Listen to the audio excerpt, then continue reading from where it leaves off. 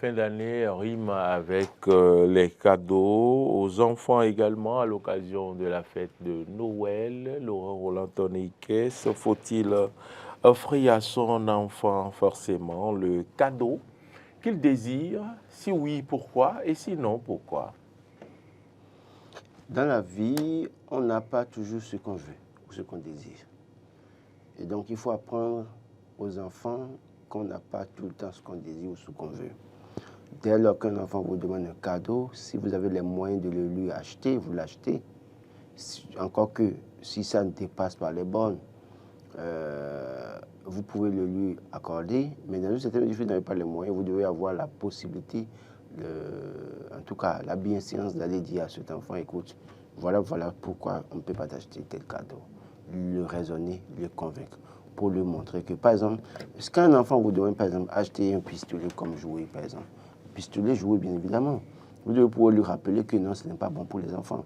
Même s'il a vu que les gens vendent ça, on doit pouvoir lui dire non, ce n'est pas bon, le raisonner, parce que ça réveille à chaque enfant cet instinct de faire, en tout cas, ce jeu assez violent dans une certaine mesure, et penser que quand on a un pistolet joué, on peut s'amuser avec ses collègues, ses amis et faire n'importe quoi. Donc, il faut rappeler aux enfants un certain nombre de choses.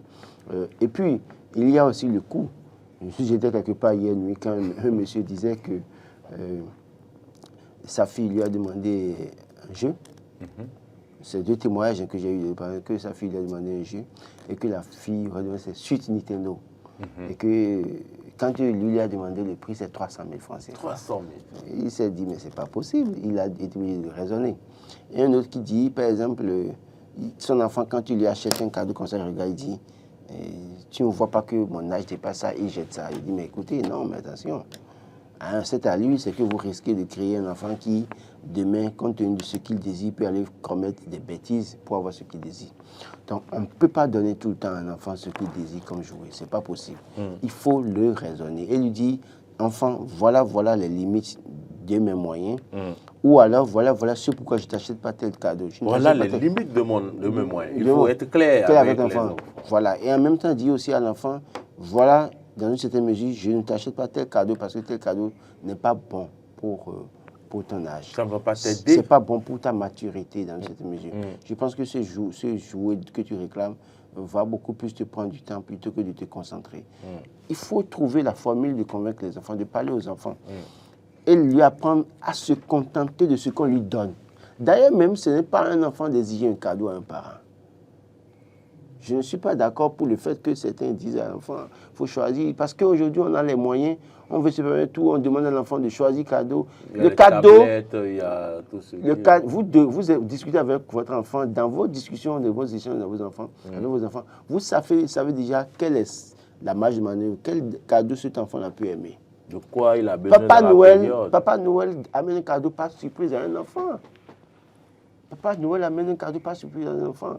L'enfant est là, bah, et puis dans les discussions que vous avez eues en amont avec les enfants, dans cette discussion, vous pouvez déjà avoir une idée de ce que l'enfant veut. Et donc, dans ça là, vous demandez, mais quand vous demandez à un enfant, l'enfant rêve grand. En fait, l'enfant n'a pas de souci. L'enfant n'a aucun souci. Comme vous le levez, vous repriez pour dire, est-ce que j'aurai mon salaire maintenant pour payer à jouer pour mes enfants? Est-ce que mon véhicule va m'amener au service? Est-ce que je peux avoir du carburant dans mon véhicule pour aller au service? Vous pensez à tout ça. Mais l'enfant, lui, n'a pas ce souci. Il peut vous dire que, papa, je veux une voiture de 240 000 jouets. Parce que lui n'a pas de souci. Il ne connaît pas ce que vous traversez. C'est à vous de lui montrer ça, pour lui faire comprendre que quand bien même l'enfant sait que vous êtes un père bien placé dans la République, que vous êtes bien payé, vous devez lui rappeler que l'argent que vous prenez là, il faut apprendre à économiser quelque part pour son avenir à lui. Et que c'est pour ça que certaines dérives ne sont pas permises en termes d'achat de jouets et autres, dans cette mesure. On peut acheter une voiture de 300 000 francs à jouer pour son enfant. Je ne dis pas que c'est mauvais, que c'est interdit. Non, seulement que dans la mesure du possible, vous tenez compte de vos moyens et vous convainquez vos enfants pour leur dire, voilà ce que je peux t'acheter. Mais un enfant ne saurait vous s'imposer à vous pour dire, c'est ça, je veux, ou si je ne veux pas ça, vous achetez un autre. Je vais jeter ça, casser ça, vous ne voulez pas jouer avec ça. Mais non, je n'ose pas dire ce qu'il faut lui faire. Il faut quand même le raisonner, le discipliner. Vous n'osez pas dire. Vous pouvez nous appeler au 96 76 68 68 si ce débat vous intéresse. Aujourd'hui, les enfants ont envie d'avoir des tablettes. Il y a des tablettes pour les jeux, il y a tout ça. Mais Laurent Roland-Tony, Oui. nous sommes en pleine année scolaire quand même, hein, qu'on le veuille ou non. Noël demande des exigences où il faut acheter des cadeaux aux enfants également. Mais est-ce que l'achat de cadeaux pendant cette période ne va pas distraire l'enfant à ne plus bien se concentrer, à rester un peu attaché à ce cadeau-là une fois la rentrée qui commence? Non, nous sommes dans une période de fête et c'est prévu depuis des années, ce n'est pas nous qui l'avons inventé.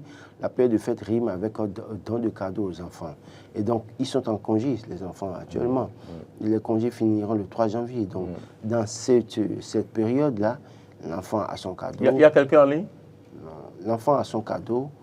L'enfant, on lui permet de s'amuser bien avec ses cadeaux dans une certaine mesure. Et puis après, quand l'enfant finit de s'amuser avec son cadeau, quand les classes reprennent le 1er et le 4 janvier, on lui reprend le cadeau. On va ranger ça. Pendant les congés de détente, on peut ressortir ça. Pour qu'il s'amuse avec ça. Congé de Pâques, on peut lui ressortir ça jusqu'à la fin de l'année, dès lors qu'il y a des moments de répit.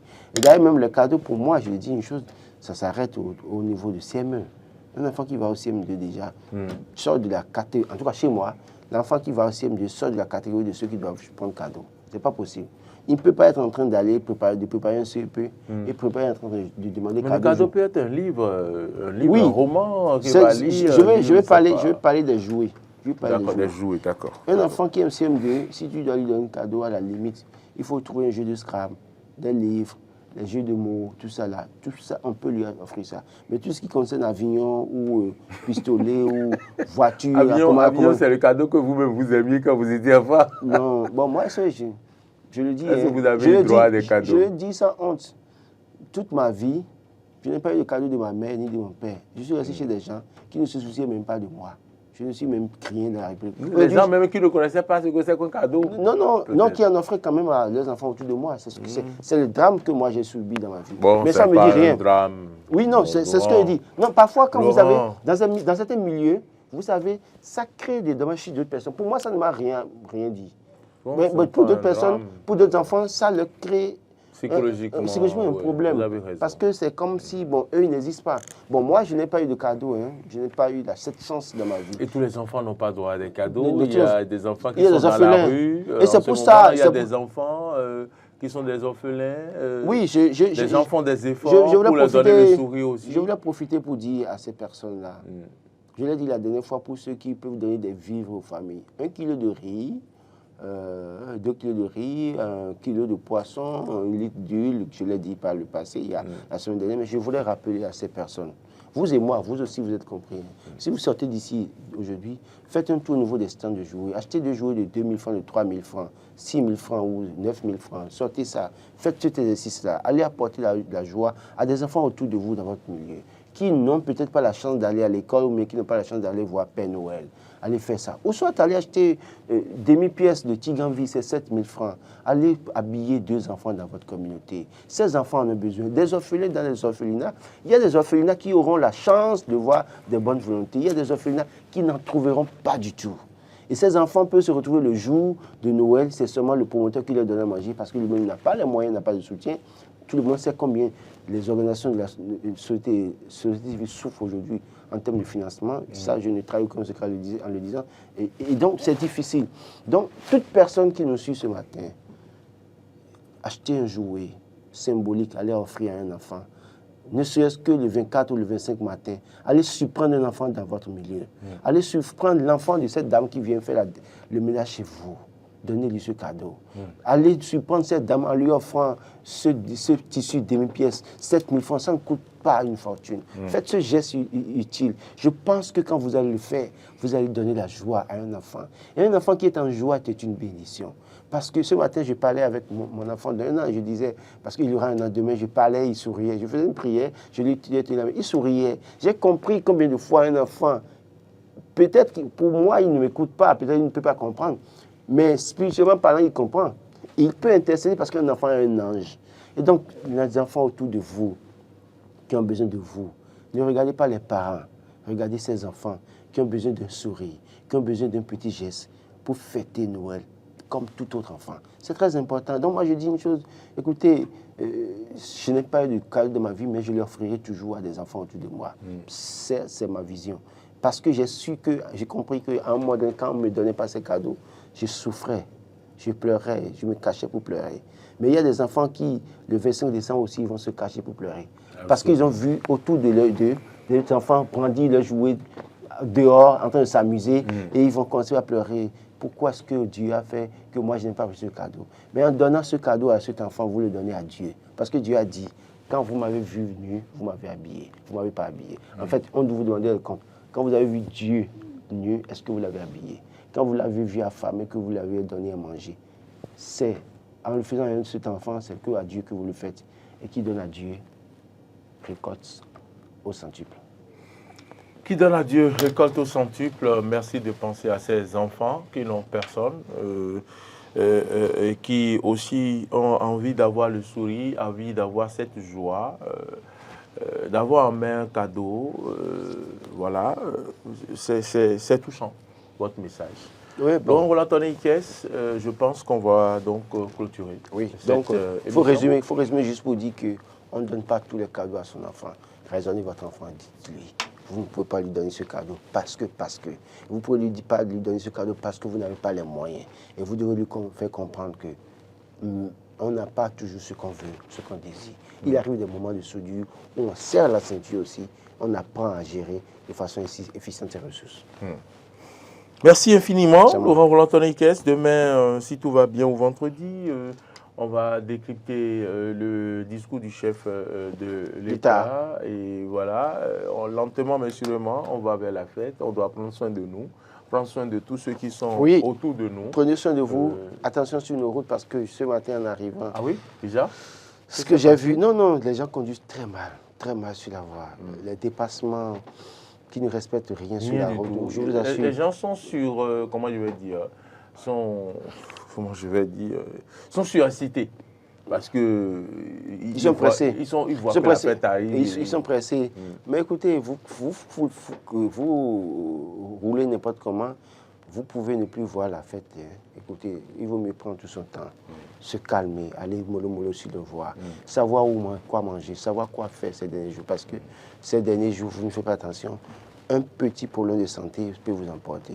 C'est une période assez fragile. Spirituellement parlant, sanitairement parlant, c'est très fragile. Avec la poussière qu'on voit un peu partout, une petite toux peut vous emporter. Donc, prenez soin de vous, faites très attention et Dieu fera le reste. Dieu fera le reste. Docteur Boris était à la réalisation de cette émission. Alain Allo était au son. Martin Toyin, c'est la diffusion. Toute l'équipe de l'homme, Marcel Yedo, le community manager, c'est Modeste Roulé qu'on dit.